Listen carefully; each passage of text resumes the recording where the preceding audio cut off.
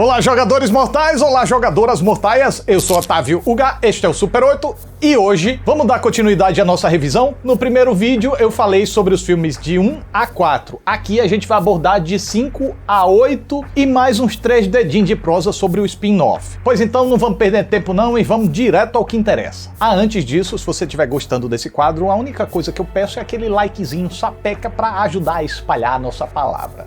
Já é? Joia! Então agora, vamos lá! Assim como o filme anterior, Jogos Mortais 5 foi escrito por Patrick Melton e Marcus Dunstan, mas a direção mudou de mão. Agora foi para o designer de produção dos 3 filmes anteriores, David Heckle. Do elenco principal voltam Scott Patterson como o agente Straw, Costas Mandylor como o traíra detetive Hoffman, Betsy Russell como Jill Kramer e Tobin Bell em flashbacks como John Kramer. Com um orçamento de aproximadamente 10,8 milhões de dólares, o filme 5 foi filmado no primeiro semestre de 2008 e já em 23 de outubro do mesmo ano começou a ser lançado internacionalmente. Aqui no Brasil, chegou cravadinho no Halloween em 31 de outubro. O primeiro testado aqui é o assassino condenado à prisão perpétua, mas liberado por um detalhe técnico. Ele tá preso com um pêndulo cortante se aproximando do seu bucho. Para se salvar, ele precisa esmagar as mãos num treco. E ele até faz isso, mas não é liberado não. E acaba sendo partido no meio. Coisa nojenta. Agora a gente fica sabendo o que aconteceu com o agente Straw depois que o filme anterior terminou. Ele é apagado pelo cara de porco e acorda com a cabeça num cubo de vidro se enchendo d'água. Mas Straw é moleque peralta e taca uma caneta na traqueia pra continuar respirando. Enquanto isso, lá fora, o traíra Hoffman sai do prédio todo pimpão como se fosse um grande herói carregando a filha sequestrada do Jeff do terceiro filme. Mas pra sua surpresa, quem também sai do prédio é o agente Straw, carregado e todo lascado, mas vivinho da Silva. Agora, Jill Tuck, a ex-marida do John Kramer, recebe uma fita e uma caixa. Ela abre, se surpreende, mas por enquanto fica por isso mesmo. Porque chegou a hora do jogo mortal da vez. Os testados aqui são egoístas safados que tiveram participação num desabamento que matou 8 pessoas. E sabe o que isso tem a ver com a trama, o John Kramer ou as milhares de subtramas da série? Nada. Tão só a serviço do jogo mortal enfiado de qualquer jeito para justificar o nome da franquia e porque o John Kramer era um moribundo muito prolífico. Mas tá beleza, o galerê precisa passar por 5 etapas. Na primeira fase, a tarefa é pegar a chave das coleiras numa caixa de vidro à frente em 1 minuto. Só que quando um vai pra frente, os outros são puxados pra trás em direção a uma lâmina. E aí fica nesse puxa-encolhe até que uma se dá mal e perde a cabeça literalmente. Na sala seguinte, eles precisam achar chaves de câmaras nas paredes para se esconderem antes que uma bomba exploda. O problema é que são 4 sobreviventes e só 3 chaves. Aí vem aquele pega pra capar de trairagem pra lá, trairagem pra cá, até que um é deixado pra trás e se escapa, pimba, taca, todo coitado. Na fase 3, precisam segurar 5 cabos elétricos numa banheira para abrir a próxima porta. Mas em vez de dividirem a carga, uma tenta bancar a malandra e acaba se eletrocutando sozinha. Os 2 que sobram descobrem que a última sala requer 10 litros de sangue para abrir a saída. Aí eles percebem que se todos os 5 estivessem juntos agora, essa tarefa seria bem mais fácil. E tinha jeito de se safar sim. Mas como foram egoístas, agora se lascam para derramar 5 litros de sangue cada um. O curioso é que a produção usou sangue de animal real aqui nessa cena, o que fez o diretor se arrepender depois que percebeu a catinga da boba que ficou o set. Enquanto tudo isso rola, do lado de fora, o agente Strong tá desconfiando do Hoffman e faz uma descoberta cabriocárica. Uma das vítimas do Jigsaw foi, coincidentemente, o cara que matou a irmã do Hoffman. Sabendo que o bandido escaparia impune, Hoffman tratou de fazer justiça, metendo o sujeito numa armadilha mortal pra polícia achar que foi coisa do Jigsaw. Só que John Kramer descobriu essa pilantragem, raptou o Hoffman e convenceu o homem a ser o seu aprendiz. Olha aí o filme 5 também tentando tapar os buracos da franquia. Que buracos? O John Kramer e Amanda dando conta de tanta coisa sozinhos. Pois te falar, até com Hoffman na bagaça ainda é muita coisa. Mas eu não vou reclamar não. Das forçadas que a série faz, essa é uma das menores e a ideia realmente encaixa. Pelo menos dessa vez, porque lá pra frente isso vai se repetir com aprendizes e aprendizes. Vocês vão ver. Beleza! Beleza. Intimidado com Strong descobrindo seu segredo, Hoffman tenta incriminar ele com a ajuda de Jill Tuck, que faz uma falsa denúncia dizendo que está sendo seguida por Strong. Além disso, Hoffman usa o celular que roubou do Strong para fazer um outro agente, o Erickson, rastrear até o esconderijo onde está rolando o jogo mortal da vez. Erickson chega lá assim que as vítimas terminam o jogo do derramamento de sangue, acode a mulher e encontra o telefone de Strong junto com fotos das vítimas. Enquanto isso, o Strong, coitado, sem saber de nada, segue o Hoffman até chegar numa sala com um caixão de vidro e uma fita. A fita diz para ele entrar na cápsula, mas ele ouve Hoffman vindo e se esconde atrás da porta. Quando Hoffman entra na sala, os dois começam a trocação de supapo que termina com Hoffman trancado na cápsula. Então, a porta da sala se fecha, a cápsula com Hoffman entra num buraco no chão e as paredes da sala começam a se fechar, fazendo um mingau de cremogema do Strong, enquanto Hoffman só urubu serva. Jogos Mortais 5 até tinha um bom potencial, mas acaba não vingando muito não. O problema é que são dois arcos medíocres desconectados que disputam o interesse do público constantemente, não permitindo que um possa nos conquistar plenamente. Na armadilha, os personagens genéricos não conquistam qualquer simpatia do público. Mas para não dizer que nada se salva, até que foram bem boladas a reunião de personagens egoístas e uma configuração de armadilhas que levasse os sobreviventes a uma lição sobre egoísmo. E gosto também da direção mais comportada do David Heckel, sem aquelas despirocâncias do Darren Lynn Bousman. Nada excepcional, mas ok, funciona. Claro, olhando para o jogo de forma isolada, porque dentro do contexto ela é totalmente desconectado, como eu falei, da investigação de fora, que essa sim traz os personagens que têm alguma ligação real com os filmes anteriores da franquia. E é de lascar porque eles estão tão envolvidos naquela coisa de gato e rato que nem se preocupam muito com o jogo mortal da vez, que se não fosse retratado dramaticamente, nem faria diferença. E assim até a disputa entre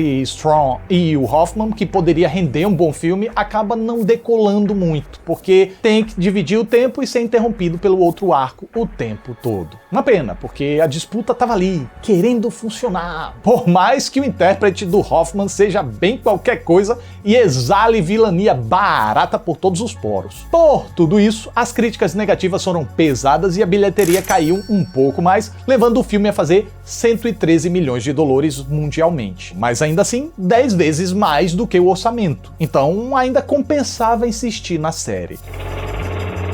O irônico é que, mesmo a direção tendo melhorado, David Heckel agora cedeu lugar para Kevin Gruder, que editou todos os filmes anteriores da franquia e aqui estreou na função. Enquanto os responsáveis pelos roteiros, que estão cada vez mais fulebas, Patrick Melton e Marcus Dunstan, continuam plenos na função. Jogos Mortais 6 teve um orçamento de 11 milhões de dólares e seguiu naquele esquema de filmagens no primeiro semestre de 2009 para ser lançado no segundo semestre. O louco é que uma semana antes do início das filmagens, a Lionsgate informou ao diretor que o filme seria pós-convertido para 3D. Planos esses que foram abandonados porque estava muito em cima da hora se quisessem lançar no Halloween do mesmo ano, e porque o diretor havia concebido o filme esteticamente como 2D. E por enquanto, com John Kramer e Amanda voltando em flashbacks, Hoffman de volta como bandidão e Jill, o agente Erickson e a agente Pérez ganhando mais espaço, Jogos Mortais 6 começou a chegar internacionalmente em 22 de outubro de 2009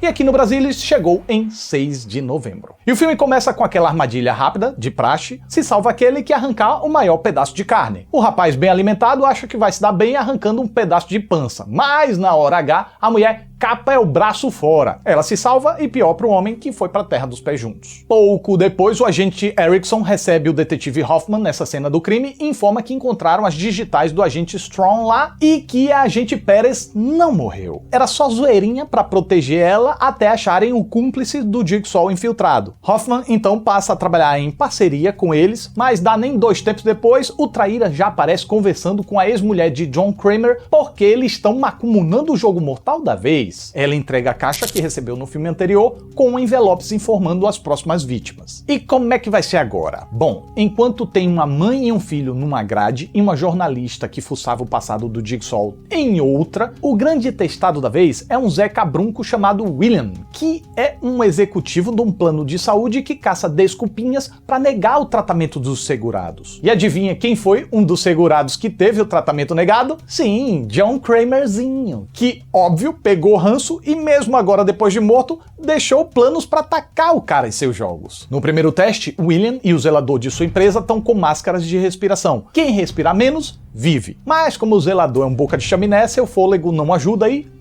Na próxima fase, William encontra outros 2 funcionários. Um não tem vida social, mas tem saúde. A outra tem vida social, mas também tem tendência a diabetes. E aí, William, que era acostumado a decidir o destino dos outros, precisa escolher quem vai morrer enforcado por um arame farpado. E lá se foi o cara, coitado, que pelo visto realmente ninguém gostava dele, por isso que ele não tinha vida social. Na terceira fase, William precisa ajudar a advogada de sua empresa a percorrer um labirinto antes que um dispositivo solte uma flecha nela, sendo que o caminho solta vapor fervente que Will precisa redirecionar para si para ela conseguir passar. Olha, tá certo que Jigsaw era um gênio da engenharia mecânica, mas a logística dessa armadilha... Tá que o pai. A advogada completa o trajeto para então descobrir que a chave do dispositivo dela tá dentro do Will. Aí ela tenta futucar ele só para ver um negocinho, mas como ele não deixa, ela... O quarto teste tem 6 funcionários da empresa do Will presos num carrossel da boba da peste que dá um tiro de 12. E William só pode salvar 2 deles. Aí fica naquela barganha de eu sou melhor, eu sou da paz, eu tenho filho. E Will escolhe as 2 moças porque acha elas mais bacaninhas. Paralelamente, do lado de fora, os agentes Erickson e Pérez descobrem que a pecinha do quebra-cabeça do cabra morto lá no início do filme foi retirada com uma faca de serra, enquanto as do Jigsaw eram tiradas com um bisturi. E curiosamente, só um cadáver do Jigsaw foi encontrado assim, o assassino da irmã do Hoffman. Aquele que foi partido no bucho no prólogo do filme anterior, lembram? Então, os agentes suspeitam que as fitas do Jigsaw também possam ter sido gravadas por outra pessoa e levam elas para um laboratório. Chegando lá, Erickson e Pérez ficam jogando verde pro Hoffman, porque já estão desconfiando, apenas para na hora que a fita é finalmente decodificada, revelando a sua voz, ele invocar o Jiraiya e despachar os colegas pro beleléu assim numa velocidade astronômica. Enquanto isso, senta que agora lá vem reescritas do passado para criar reviravoltas. Na caixa que John Kramer deixou para Jill, além dos envelopes com as vítimas da vez, também tinha informações dizendo que Hoffman tinha escrito uma carta para chantagear a Amanda. Hoffman sabia que ela foi a viciada que convenceu o namorado a roubar a clínica da Jill, o que acabou causando o acidente que fez ela perder o bebê. E nessa carta que Hoffman escreveu para Amanda, ele queria que ela matasse a doutora Lynn no filme 3, senão ele contaria verdade pro John Kramer. Isso porque Hoffman sabia que Amanda seria morta se fizesse isso. Pois é, essa é mais uma coisa que ele aprendeu com John Kramer, a prever o futuro. Voltando pro jogo mortal, William chega ao último teste, onde fica entre 2 gaiolas. Na primeira tá sua irmã, na outra a viúva e o filho de um segurado do plano de saúde dele, que morreu porque o William negou cobrir o tratamento. Agora cabe aos familiares dele decidirem o destino do William. O filho, invocado na full pistolice, puxa a alavanca que solta uma grade com agulhas que injetam ácido no William, fazendo ele virar uma papinha diante dos olhos da irmã. Enquanto isso, ali mesmo no esconderijo, Hoffman é emboscado com um choque da Jill Tuck e preso numa cadeira com a clássica armadilha do urso invertido na cabeça. Sabe por quê? Porque nos envelopes que John Kramer tinha deixado para a esposa, também tinha mais um nome a ser testado, o do Hoffman. Game over. Mas o homem é danado nas malemolências, se liberta e encaixa a armadilha na porta antes dela abrir. Na verdade, ele até rasga um bocão do Coringa, mas se livra assim mesmo.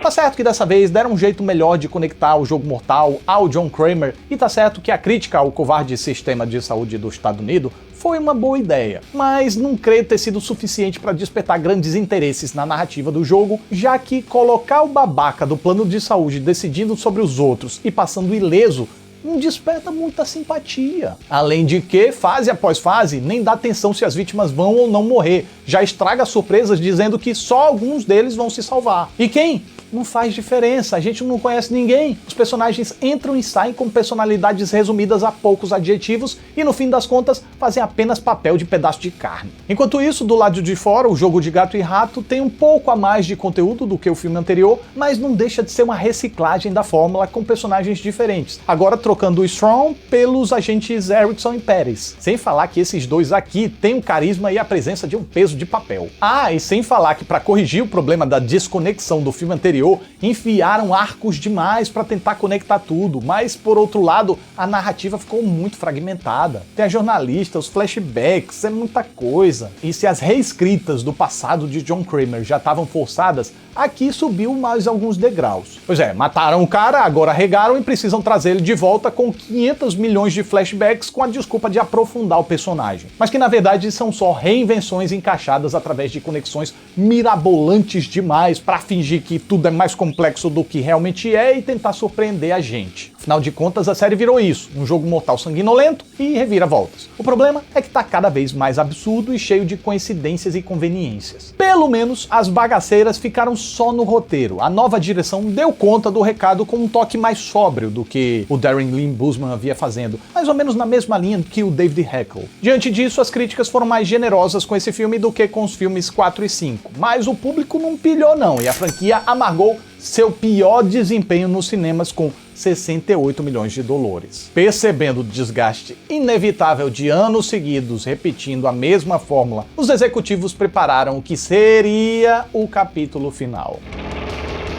O intuito era contar o final da história em 2 filmes, mas a bilheteria baixa do antecessor desestimulou o galerê, que reuniu forças para fazer um filme só que respondesse às questões abertas e vingasse comercialmente de qualquer jeito. Os roteiristas voltaram, o diretor deveria ser o do filme 5, David Heckle, mas pouco antes das filmagens demitiram ele e pegaram o Kevin Gruder de volta por ciúmes, já que ele estava prestes a dirigir Atividade Paranormal 2, que estrearia na mesma época que Jogos Mortais, o final. E o Kevin teve que atender o chamado por causa de contrato. Ele chegou 2 semanas antes das filmagens e mudou grande parte do roteiro, o que causou problemas, pois a produção já tinha construído cenários, escalado atores e providenciado adereços que foram todos afetados pelas mudanças feitas por Gruder. E aquela ideia de lançar em 3D finalmente foi incorporada aqui para aproveitar a modinha que chegou pós-Avatar, o que até justifica que esse filme tenha recebido o maior orçamento da franquia até então, 17 milhões de dólares. Então, com Costas Mandler, Tobin Bell, Betsy Russell e até Cary Elwes repetindo seus papéis, e a adição de Chad Donnella e Sean Patrick Flannery, Jogos Mortais, o final começou a surgir pelo mundão em 22 de outubro de 2010, e aqui, com aquele adiamento básico, apareceu em 5 de novembro. Flashback. A gente vê o que aconteceu com o Dr. Lawrence Gordon do primeiro filme depois que ele capou o pé fora e saiu do banheiro xixelento. Ele rastejou por um corredor e tacou o cotoco numa tubulação fumegante para cauterizar a pereba. E por enquanto, fica por isso mesmo, porque agora chegou a hora de mirabolagem, uma das maiores da franquia pra falar a verdade. Pois se já era difícil comprar as armadilhas super complexas do Jigsaw, ao menos elas aconteciam escondidas. Mas a armadilha preliminar de praxe da vez acontece numa loja no meio de uma praça pública. 2 candanguinhos então, cada um de um lado de uma engenhoca. E acima, no meio, tá a mina que tava namorando os 2 em segredo. E o bonequinho do Jigsaw informa que um deles vai ter que nos próximos 60 segundos. Os 2 leleques decidem deixar a serra no meio, partindo a enganadora em 2, botando os bof tudo pra fora. Joia, agora essa cena vai ter uma conexão com o resto do filme, né? Não vai ter conexão nenhuma. E agora o filme finalmente começa de verdade com a continuidade imediata do anterior. Hoffman escapa da armadilha de urso invertida e Jill Tuck vai informar ao oficial Matt Gibson da Corregedoria da Polícia que o Hoffman é o sucessor do seu ex-marido nessas matanças jigsawycas. Em troca, ela pede proteção porque tá tão cagada que anda até tendo pesadelo sendo despedaçada pelo Hoffman. Uma ceninha que também serve de desculpa pro filme jogar coisas na câmera e aproveitar o 3D. Pula pra uma armadilha super complexa com 4 racistas como vítimas. Basicamente, o finado ex-vocalista do Linkin Park tem 30 segundos para desgrudar as costas do banco e puxar uma alavanca no motor para evitar uma reação em cadeia mirabolante. Mas ele não consegue, né, Moisés? E o carro despenca em cima do coco da mina que tava no chão, acelera arrancando os pedaços do carinha que tava lá atrás, atropela o carinha da frente e bate sacudindo o carinha de dentro do carro para longe. Pouco depois, a policiada chega e o oficial Gibson encontra um recadinho do Hoffman para ele. Como ele sabia que o Gibson seria o encarregado da vez...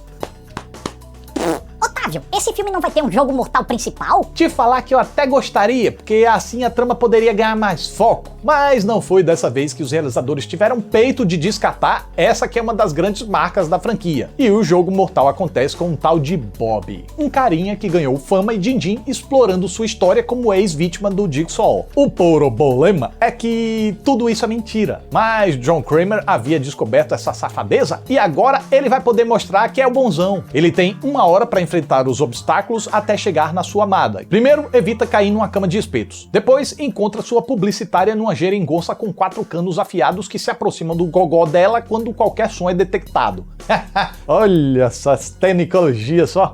Estão mexendo até com Arduino nessa bichoca. Acontece que a chave tá no estômago dela, só que tá presa a um anzol. Aí é aquele puxa e encolhe em que cada puxão é um rasgão por dentro, ela grita, o cano se aproxima e no final, aquela coisa horrorosa de sempre. No terceiro desafio, Bob tem 60 segundos para evitar que a sua advogada gire em direção a canos afiados. Ele só precisa levantar uma barra que corta o circuito da geringonça enquanto toma uma cutucada nervosa nas costelas.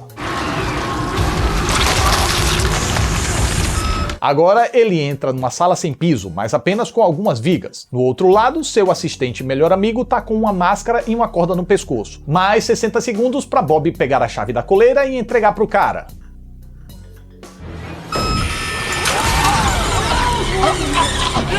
Joia, então Bob entra numa sala cujo código da saída tá em seus últimos dentes. Ele arranca fora o que precisa com um alicate e abre a porta. Nesse momento, para finalmente salvar a sua donzela, Bob precisa encarar o mesmo desafio ao qual teria sobrevivido na história da carochinha que ele contava: ser suspenso por ganchos cravados no peito. Mas segura um pouco, porque lá fora, ao longo do jogo do Bob, tá rolando o arco do Gibson tentando pegar o Hoffman. O Hoffman que mandou uma mensagem pro Gibson pedindo que Jill fosse entregue em troca do fim do jogo. Gibson não aceita e deixa Jill protegida numa cela, enquanto descobre que a origem do vídeo do Hoffman é o ferro velho onde aconteceu a armadilha do carro. Aí Gibson se manda pra lá e percebe que Hoffman trocou de lugar com um dos defuntos da armadilha. Ele agora estaria no necrotério, mas antes que Gibson pudesse avisar os colegas, surge uma metranca do nada e desce um perepepe pesado nele. E assim como caiu de paraquedas na franquia, também foi descartado. E agora, óbvio, Hoffman levanta todo poderoso e sai passando o gume em geral no necrotério e na delegacia. Enquanto lá no jogo mortal, Bob fura as tetas com os ganchos e se levanta até o teto, onde precisa conectar 2 cabos. Mas quando tá prestes a conseguir, as tetas se rasga e ele se esborracha no chão. Aí o tempo acaba e ele assiste sua querida ser assada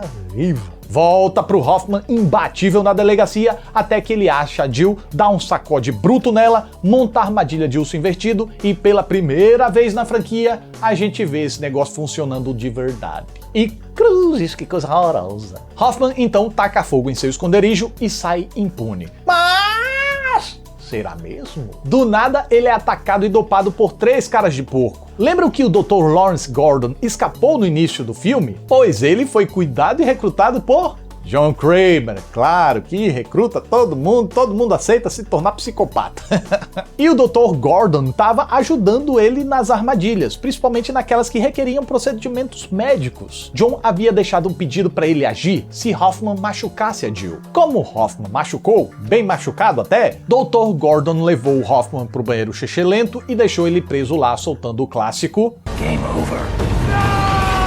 O roteiro de Jogos Mortais, o final, é uma futricagem absurda, se não maior, no mesmo nível dos antecessores. Mas pelo menos dessa vez, são só 2 arcos principais, ainda que nenhum seja grandes coisas. O de fora faltou uma maior polidez para evitar tanta facilitação barata para o roteiro poder chegar onde queria. E a trama dentro do jogo, eu até gosto da ideia de usar um picareta que fez fama fingindo ser uma ex-vítima do Jigsaw, mas acontece aqui aquele mesmo problema de sempre, a conexão com o resto do filme. Na prática, não acontece. E que piora quando a gente percebe que repetiram a coisa pouco engajante do jogador que passa praticamente ileso enquanto inocentes são as vítimas. E se nos filmes anteriores essas vítimas tinham pelo menos alguma participação na suposta culpa do jogador testado, aqui os coitados nem sabiam das mentiras do Bob. Agora, se eu não desgosto tanto de Jogos Mortais 7, foi devido à direção do Kevin Gruder. Pelo menos em relação às armadilhas, ele realmente sabe compor as cenas bem. O que ficou mais perceptível agora do que no filme anterior pelo fato da trama ser mais sintetizada. E qual é o triunfo dessa essa direção, precisamente? Primeiro, ela dá um panorama bacana pra gente compreender os mecanismos das engenhocas. Segundo, reforça bem a iminência ao frisar em elementos que apavoram. E terceiro, nos momentos de agonia valendo, a direção não fica naquela picotagem aborrecida, mas deixa a câmera ali,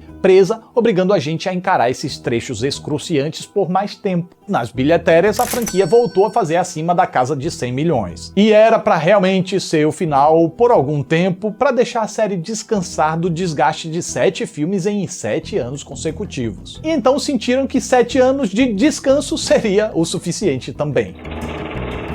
E agora chega dos arcos originais com os personagens originais. Tirando o Tobin Bell como John Kramer, todo o resto aqui é novo. Toda essa galeria aqui é bonitinha. Ei! Porque a Lionsgate queria reiniciar a série. E aí aproveitou para trocar o time criativo também. Agora assumiram o roteiro Josh Stolberg e Pete Goldfinger, enquanto a direção ficou com os irmãos Michael e Peter Spierig. Então, com um orçamento de 10 milhões de dólares, a franquia voltou aos cinemas internacionais com os Jogos Mortais, Jigsaw, a partir de 25 de outubro de 2017. No Brasil, somente um mês depois, em 30 de novembro de 2017. Um bandido é cercado pela polícia. Ele tem um dispositivo na mão e fica dizendo que precisa apertar senão vai morrer. Então, mesmo que receba um monte de tiro na mão e um no peito, isso não impede ele de apertar antes o botão e começar um jogo em algum lugar. 5 pessoas acordam com um balde na cabeça e uma corrente no pescoço que puxa eles em direção às serras. Mas eles só precisam sacrificar um tiquinho de sangue para passarem para a próxima sala. Só não passa o belo adormecido aí que demorou demais para acordar e lascou o lombo. Agora os sobreviventes estão numa espécie de celeiro. A voz de John Kramer explica que um deles roubava bolsas e matou uma mulher porque se negou a voltar para dar a bombinha de asma dela. Essa pessoa tá com um veneno no corpo e precisa injetar uma seringa com antídoto. Acontece que ali tem 3 seringas, uma certa, uma neutra e uma com ácido. Mas o que vem a seguir é de uma estupidez que dá raiva. A mulherzinha identifica a seringa certa, mas em vez de injetar, a desgramenta fica cheia de não vou injetar, não quero, não vou, não. Resultado, o povo começa a ser enforcado e esse cara aí precisou injetar as 3 no quengo dela pra não morrer. Derreteu com ácido pra aprender a não ser antivax. Nesse momento, o espetinho aí tenta arrombar a porta que dizia sem saída e acaba prendendo a perna numa armadilha. Pra se livrar, ele precisa puxar uma alavanca ali à frente, mas ele tá com medo do que se livrar significaria. Nisso, a mulherzinha e o outro carinha encontram uma porta que leva a um silo com um controle remoto pendurado. E sem qualquer motivo que os obrigue, eles entram lá,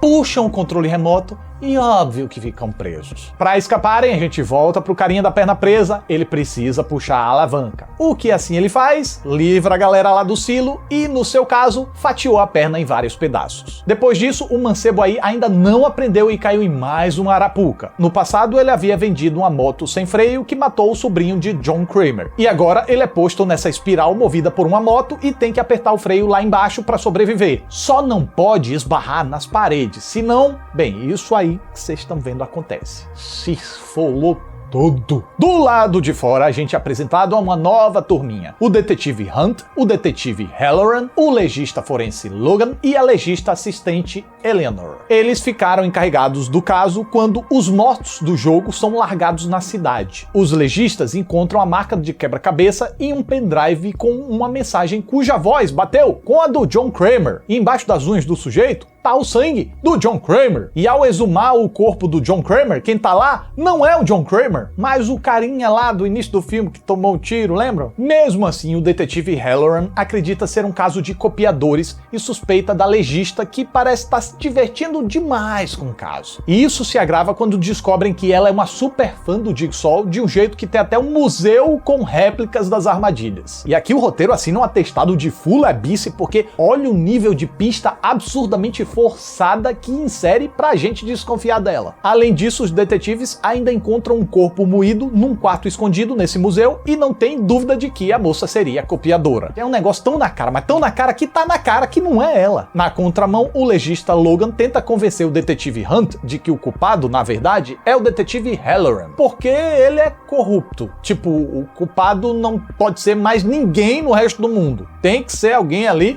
envolvido na investigação. Meu Deus. Deus, que roteiro que foi escrito assim, ó.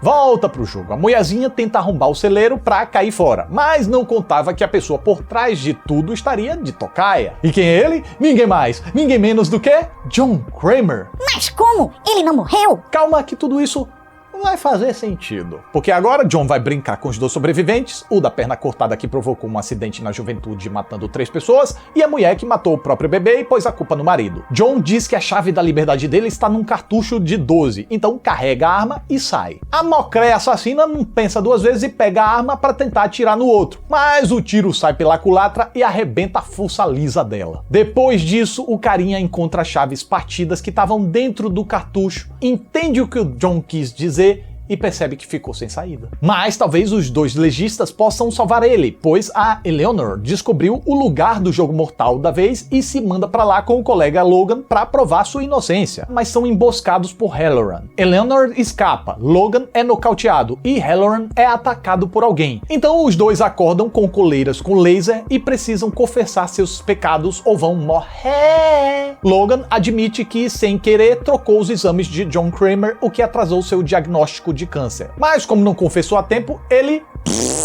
Já Halloran confessa que permitiu que criminosos e assassinos escapassem para ele poder se beneficiar com seus motivos escusos. Aí a geringonça desliga e ele parece estar salvo, mas só parece. Porque Logan se levanta e revela que ele diz 10 anos, mas na verdade são 14 se a gente fizer as contas, que é 2003 mais ou menos. John Kramer realizou um jogo naquele celeiro. Sim, o jogo que a gente acabou de ver, na verdade, aconteceu no passado. E só uma pessoa escapou, o próprio Logan, que estava no jogo porque realmente trocou os exames do John. Mas depois que ele cochilou demais, não ouviu as instruções e lanhou as costas, John percebeu que ele não merecia morrer por seu erro. Então fez dele seu primeiro discípulo. E lá vamos reescrever tudo de novo. E os corpos que estavam aparecendo agora era porque o Logan estava recriando o jogo com bandidos que Halloran deixou escapar. Inclusive o assassino de sua esposa, que foi o carinha que levou o tiro lá na mão e no peito, lá no início do filme. Explicação dada, Logan reativa o laser de Halloran, cuja cabeça abre que nem uma melancia e... Game over? Não, até isso decidiram mudar dessa vez.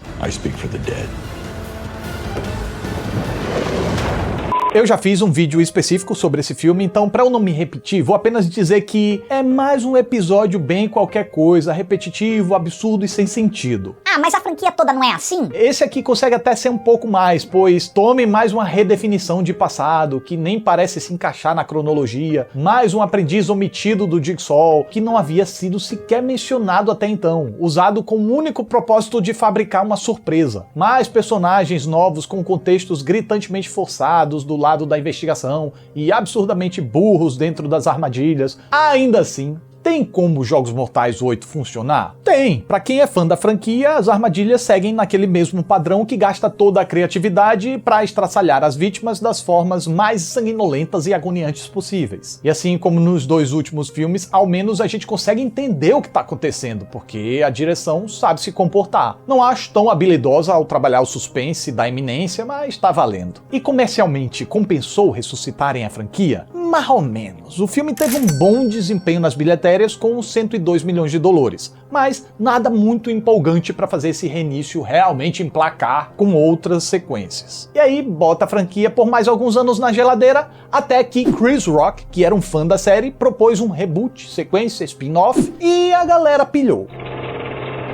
Espiral, o legado de Jogos Mortais, partiu sim de uma ideia de Chris Rock que queria testar outras coisas em sua carreira além da comédia. E isso poderia levar a franquia a novos caminhos. Mas foi escrito por Josh Stolberg e Pete Goldfinger, os mesmos do 8º filme, e dirigido por Darren Lynn Bousman, o cara que pra mim teve as direções mais irritantes com aqueles maneirismos tentando copiar as coisas criadas por James Wan no primeiro filme. E essa galera das antigas puxava o filme com força pro mais do mesmo da franquia, mas foi pra frente assim mesmo. Então, com Chris Rock, Samuel L. Jackson, Max Minghella e Marisol Nichols no elenco e um orçamento de 20 milhões de dólares, o filme estava previsto para chegar em maio de 2020, mas foi adiado devido a pandemics e acabou chegando internacionalmente a partir de 21 de maio de 2021. No Brasil demorou um pouquinho mais, chegou 17 de junho. E o que acontece na trama? Bom, trabalhando na sombra do seu pai, o detetive Zeke e seu seu parceiro novato assumem o comando de uma investigação de assassinatos horríveis de envolvidos com a força policial, num estilo que lembra muito os crimes do famoso assassino conhecido como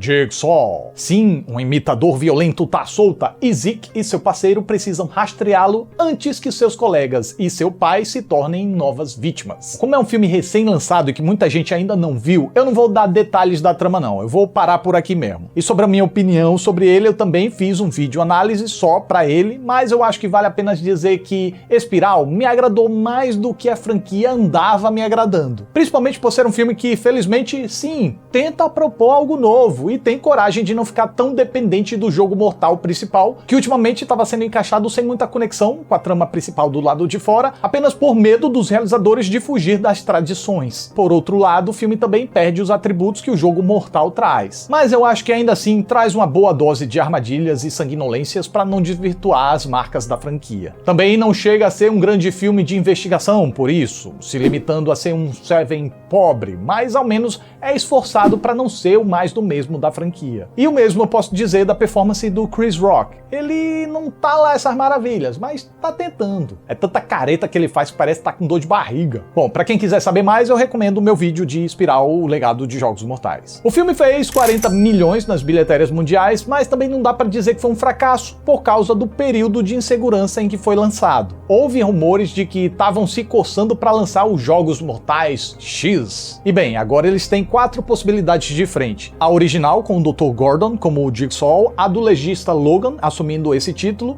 essa de Espiral ou até uma completamente nova. Agora só nos cabe aguardar para ver o que é que vão decidir. Bom, e agora, depois de 9 filmes lançados, esse é o ranking dos orçamentos e das bilhetérias mundiais. E a minha ordem de preferência dos filmes é o primeiro, o segundo, Espiral, por incrível que pareça, o 3, o 7, o 4, o 5, o 8 e o 6. Mas eu vou ser sincero, até o filme que eu menos gosto, eu não desgosto tanto assim, sabe? É aquela coisa que eu sei que dá pra encontrar um bom passatempo pra quem gosta, né? Quem não gosta, eu acho que passou do terceiro, não vale nem a pena ver. Mas pra quem gosta, vai encontrar aquele feijão com arroz básico da franquia.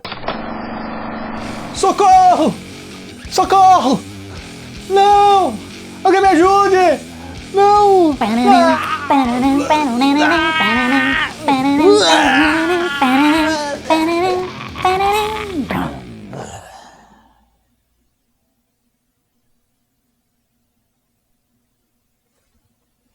Tchau!